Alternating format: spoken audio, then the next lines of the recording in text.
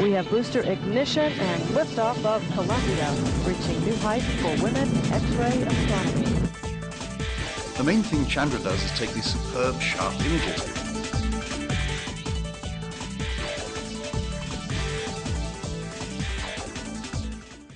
Every year, hundreds of astronomical images are released to the general public by the many telescopes on the ground and in space, including the Chandra, Hubble, and Spitzer space telescopes that observe the universe. These images span the entire electromagnetic spectrum, mostly representing light and phenomena that cannot be detected by the human eye. One question that hasn't been fully researched is, how does the public perceive these images? To explore this topic, a group from Chandra, the Smithsonian Astrophysical Observatory, and experts in the field of aesthetics have formed the Aesthetics in Astronomy Group, known as the A&A Project, to explore these issues and more.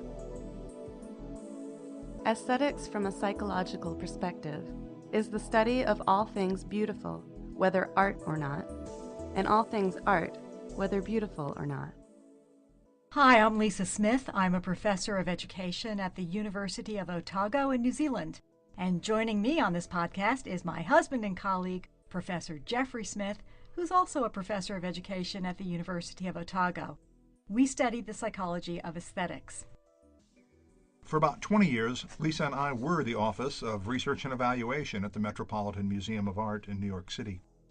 We became interested and developed a research program around how people look at art and learn from it. NASA imagery may seem rather different from what is displayed at the Metropolitan Museum of Art, but there are commonalities between art and astronomical images, particularly in how they reflect on questions of aesthetics, perception, and learning. Once the A&A group was formed, the next step was to determine just what were the most interesting questions that we could ask and, we hope, answer.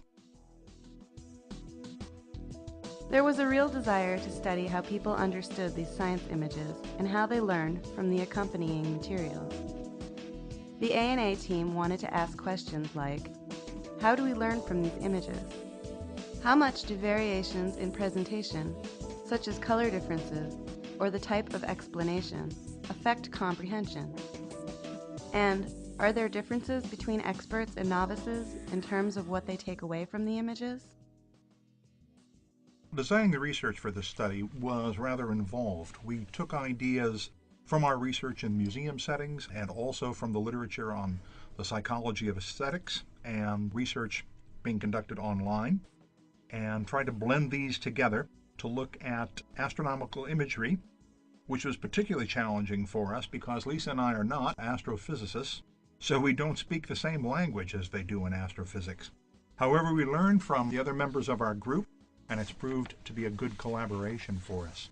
The manuscript in Science Communication reports the results of our first study. We ran an online survey linked from the Astronomy Picture of the Day website. We had an overwhelming reaction of over 10,000 responses in 1 week. We also held a number of focus groups at Harvard University in Cambridge, Massachusetts. The results yielded some interesting findings and some ideas to implement immediately.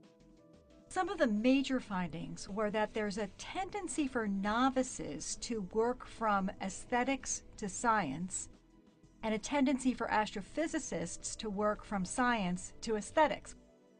Astrophysicists look toward the scientific communication of the image. Why has the image been created? What is being communicated by it?